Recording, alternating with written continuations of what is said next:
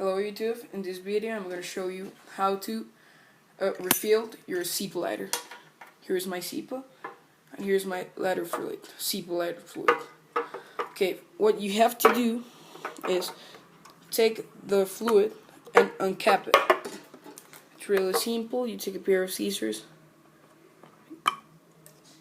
Yeah. Then you get the zippo mechanism out.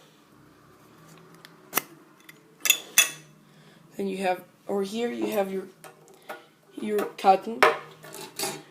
You need to take the cotton like this.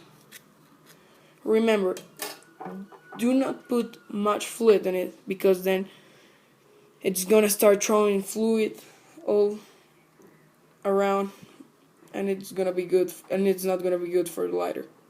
Okay, that's enough. You close your fluid, and now you put it inside the case.